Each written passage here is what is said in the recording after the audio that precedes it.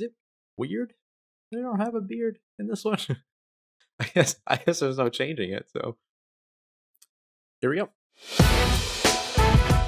It's the Locked On Podcast Network, your team every day. You are Locked On Saints, your daily New Orleans Saints podcast. Part of the Locked On Podcast Network, your team every day.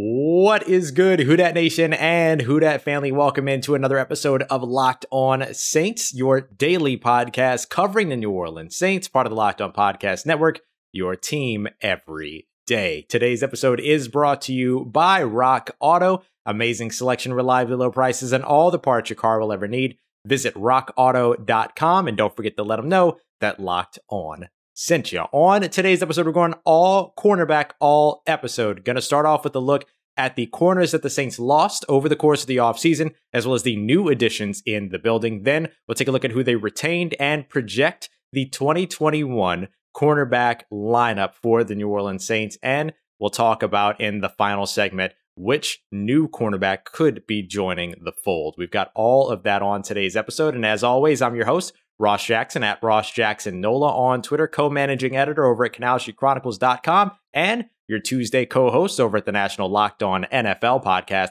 We got all that and a little bit of lanyap for you on today's episode of Locked On Saints, your team every day. All right, family, let's go ahead and get this started. So we're going to start off on today's episode as we go through the cornerback position, starting with the losses over the course of the offseason, as well as the new addition. So that's where we're going to start here on today's show. Don't forget, of course, to like and subscribe if you're watching on YouTube. Turn on notifications as well. If you're listening on the podcast, if this is your first time listening, thank you so much for being here. If you're coming back, thank you so much for your continued support. Make sure you're subscribed or following, depending upon wherever it is that you're listening. All right, let's get into it here. We'll start off with the losses for the New Orleans Saints. The biggest loss, and maybe even one of the biggest losses across the entire team, not just at the position, but across the team over the course of the offseason, was the loss of Janoris Jenkins. He played 805 snaps last year on defense for the New Orleans Saints. That's 77% of defensive snaps during the regular season. Had 3 interceptions, 12 passes defended, allowed only a 58.8% completion percentage when targeted, and only 3 touchdowns allowed as well. He was the cornerback 2 that New Orleans Saints fans have been waiting for as they went through seasons of Ken Crawley and Eli Apple. Now, all of a sudden, you had Janoris Jenkins come in at the end of last year, or excuse me, at the end of the 2019 season when they claimed him off of waivers, and then he stuck around for the 2020 season and had a great year opposite Marshon Lattimore. Both players, Marshon and Janoris Jenkins, missed some games. They both missed that Detroit game. You saw Marshon miss a couple of other games as well, like the first Atlanta Falcons game, for instance. But regardless of who Janoris Jenkins was playing across from, he played extremely well last year, and he's probably the biggest loss that the Saints suffered on the defensive side for certain. On the team, he's arguable. So Janoris Jenkins now with the Tennessee Titans, no longer with the New Orleans Saints. Another big loss for the Saints came at the cornerback position, but it affected them in a bit of a different way. It was Justin Hardy, who played 215 special team snaps, only 47%. Remember, he missed 6 games due to injury last year. And so he didn't play a ton of games. Again, 47% of special team snaps, actually really low for Justin Hardy, but still had 8 tackles on special teams, which led the team. Don't worry, though, right behind him with 7 tackles was JT Gray, who the Saints did re-sign this offseason. The New York Jets are the team that took Justin Hardy away from the New Orleans Saints, ended up signing him over the course of the offseason. New York Jets, again, stealing Saints special teams defensive backs. They've done this several times over. Guys like Saquon Hampton, as well as, what was his name? Arthur Millette, who was like a hometown hero and everything as well. He ended up signing with the Jets, and then now you see Justin Hardy heading that way also. And then finally, the last loss for the Saints, not a huge loss. I mean, he was a guy that performed very well when he was available, but he was often injured. He was an often injured special teamer at best for the New Orleans Saints, and that was Johnson Batamosi. Good speed, good special teams player, but just couldn't really stay on the field for the Saints at all. Ended the season and did not get a future or reserve future deal and invite back to camp coming into this year. Now let's look at the additions. This is where we see 3 losses. We see 3 additions at the position. Paulson Adebo, 6'1", 198 pounds. 3rd round selection. Saints traded up to grab him out of Stanford.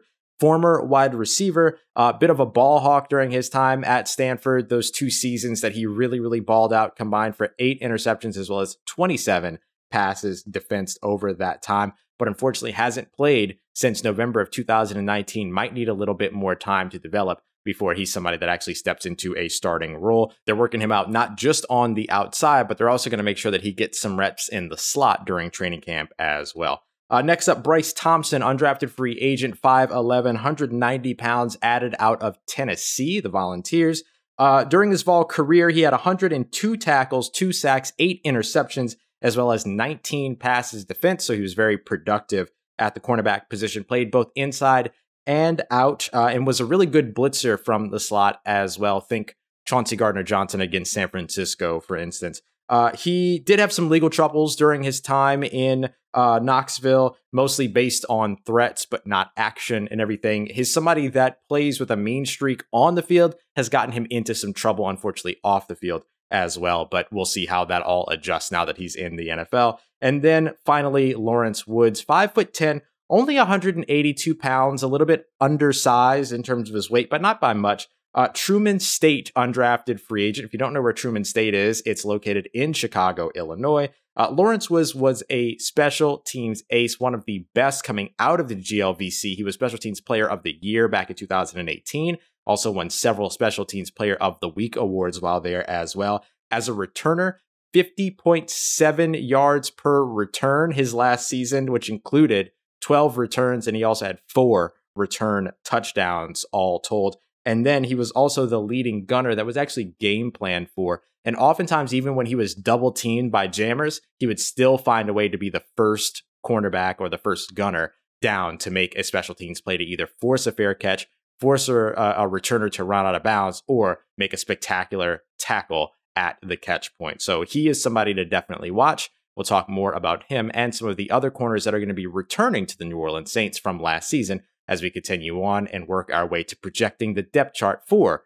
New Orleans Saints cornerbacks on today's episode of Locked On Saints. As we're talking about lineups, I want to remind you of the incredible lineup over at BuiltBar.com, the best tasting protein bars ever made. And right now, in addition to their 9 regular flavors that include flavors like coconut, coconut almond, mint brownie, peanut butter brownie, raspberry, everything that's covered in 100% chocolate, soft and easy to chew, is joined by a 10th additional flavor for a limited time, grasshopper cookie. This is Built Bar's version of a Thin Mint, all the flavor, but without the sugar. You're talking about 150 calories, 17 grams of protein, and only 5 grams of sugar. And that's true for just about all of these protein bars. Just about 4, 5, 6 grams of sugar, despite 17, 18 grams of protein and 1,000 grams of the best tasting thing you've ever had when it comes to a Built Bar. So make sure you go and check them out over at BuiltBar.com. You can check out the rest of their products at Built.com as well.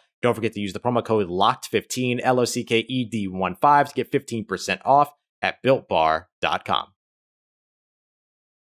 All right, Who Dat Nation, continuing on with today's episode of Locked On Saints. Thank you once again for joining us, whether it's your first time or your next time. We appreciate you very much for being here, talking through the cornerback position today. We just talked about those that were that ended up signing elsewhere, as well as those that were added to the roster over the course of the offseason. Now, let's talk about the players that are returning. So for the New Orleans Saints cornerback position, you're seeing the return of 6 players. 6 players, is that what I'm counting right? Yeah, 6 players that are coming back at the cornerback position. Let's call it like 5.5. I'll explain why in a moment.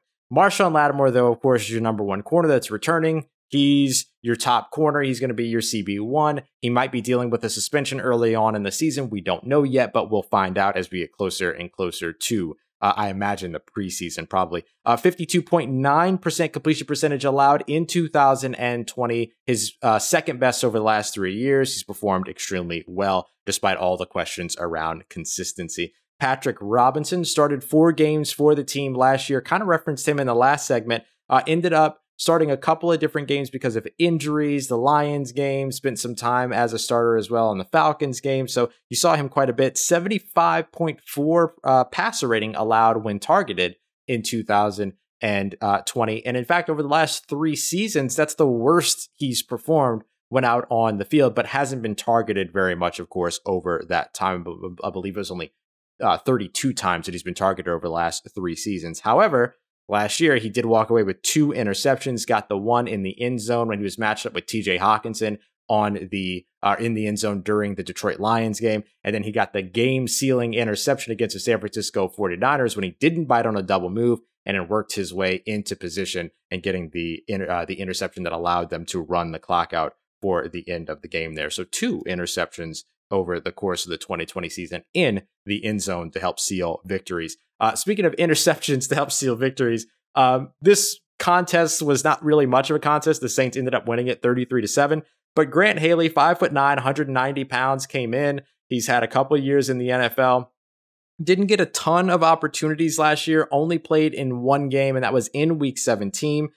He was targeted 8 times, ended up with 1 interception and 1 pass defensed. And I'll mention Ken Crawley here as well, who also had an interception in that Week 17 Panthers game because everybody on the defense had an interception in that game.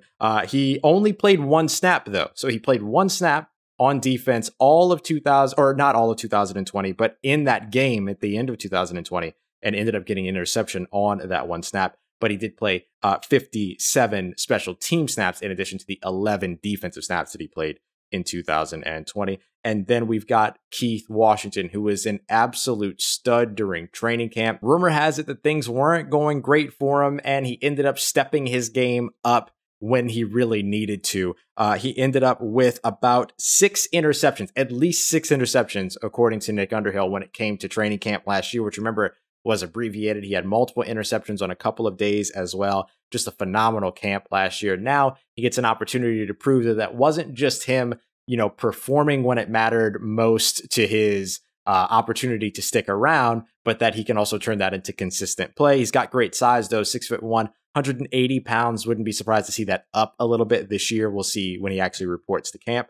And then the kind of and a half for me here, we talked about him with the safeties, but we should talk about him with the corners as well, is PJ Williams. And the only reason why I say that he's more like 5.5 or 5.5 as opposed to 6th on this list is because he plays so much at safety, but can also be utilized at corner. He's a defensive back. I mean, he's versatile. He carries everything. He's 1 roster spot to serve 2 spots, which is very important to the New Orleans Saints.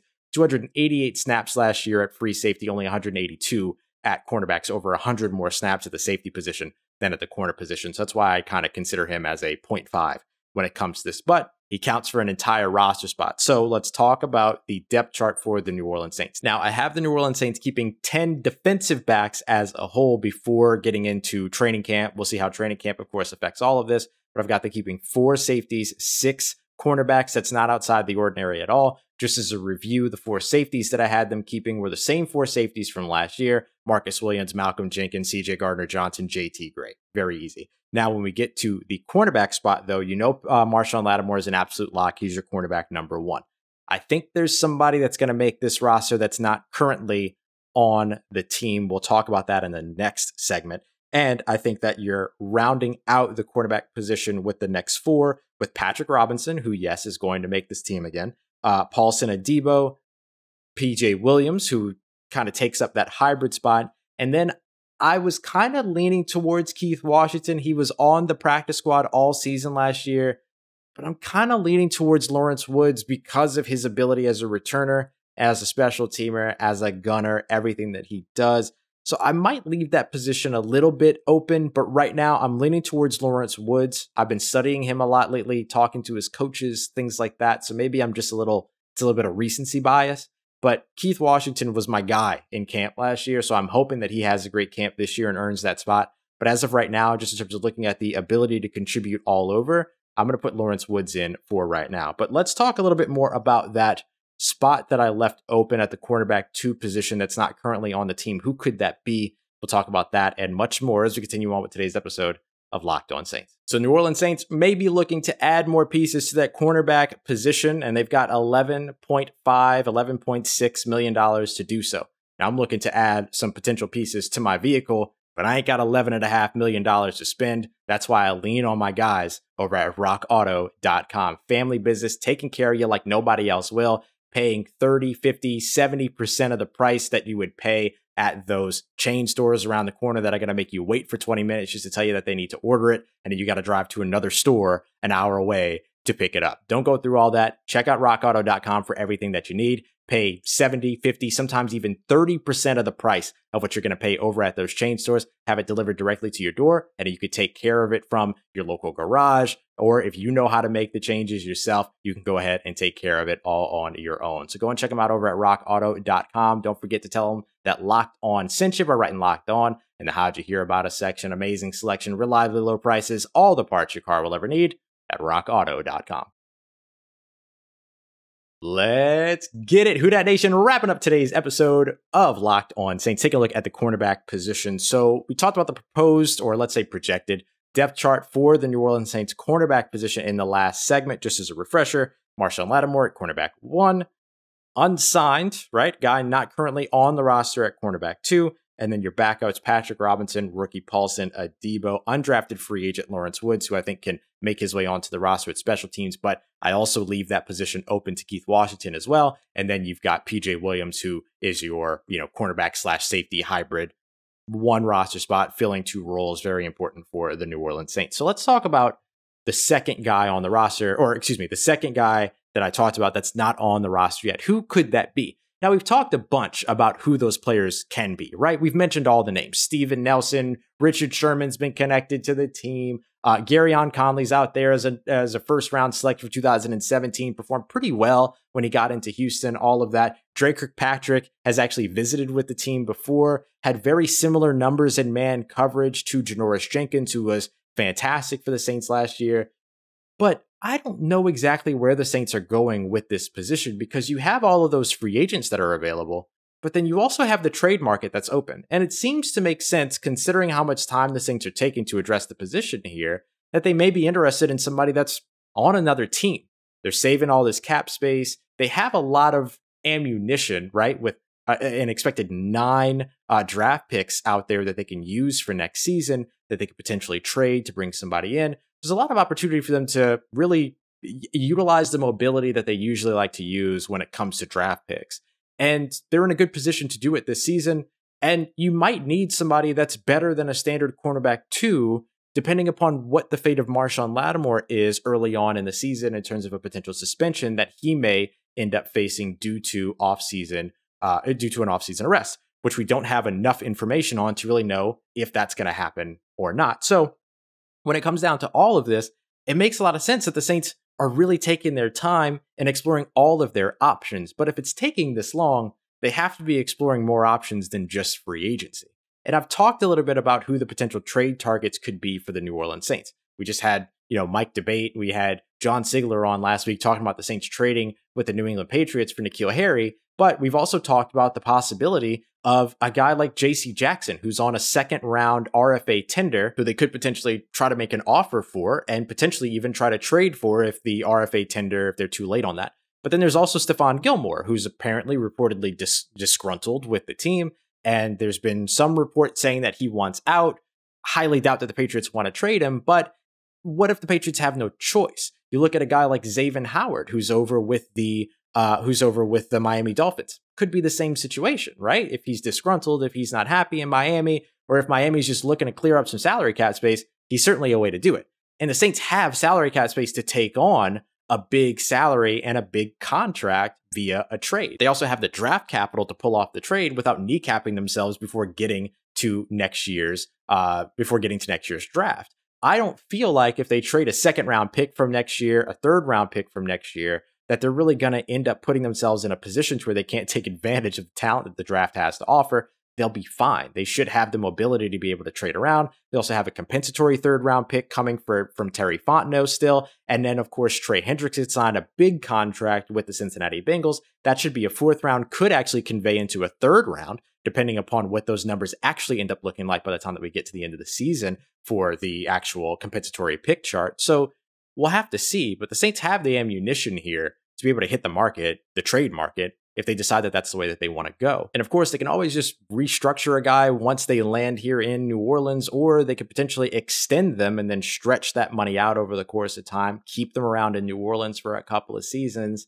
and end up dropping their 2020 salary cap and just make everybody frustrated all over again. So there's a lot of ways the New Orleans Saints can go around making a trade at that spot work. Otherwise, it seems likely to me that a guy like Steven Nelson, maybe Garyon Conley, would be a good option. Pretty cheap, both of them would be. Maybe Steven Nelson a little bit more expensive, but both of them affordable, let's say it that way. And you could probably sign them to multi-year deals because they're younger and you would feel pretty comfortable doing that. You might not feel as comfortable doing that with a guy like Richard Sherman, who could potentially play his last season next year. We simply don't know. Like, we have no idea. Now, they've never been afraid of signing those veterans. They did it with Janoris Jenkins, right? So, and they brought Malcolm Jenkins back. They're not afraid of age in the secondary, not afraid of experience in the secondary. But what if they're looking for more? What if they're looking for more than just a crutch to get through the 2020 season, and they're looking for something that could potentially help them beyond, either in addition to Marshon Lattimore, or if worse comes to worse, in place of Marshon Lattimore?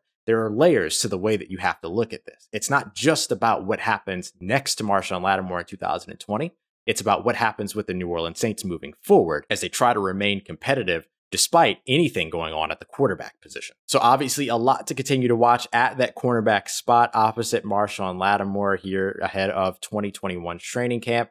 We are just 3 days away from the deadline for the New Orleans Saints to get the extension with Marcus Williams done. That may be where all of their attention is right now. They may be waiting for something else to come up when it comes to that cornerback spot, though. So something to keep an eye out on, as always, as we continue on throughout 5 days a week, getting you ready for the New Orleans Saints 2021 season. It's been a pleasure, everybody. Thank you very much for being here. We'll be back with you tomorrow, Twitter Tuesday, and we get to some of our mailbag questions as well that I didn't get to today. So we'll get to all of that heading into tomorrow's episode. So make sure you come back for that, and all 5 days throughout this week here at Locked On Saints. As always, I appreciate y'all for everything that you do. You can find me on Twitter at Ross Jackson, NOLA. Hit me up. Let me know how the family's doing. Let me know how you're living. Let me know how your mom and them and trust through that nation. I'll holla at you.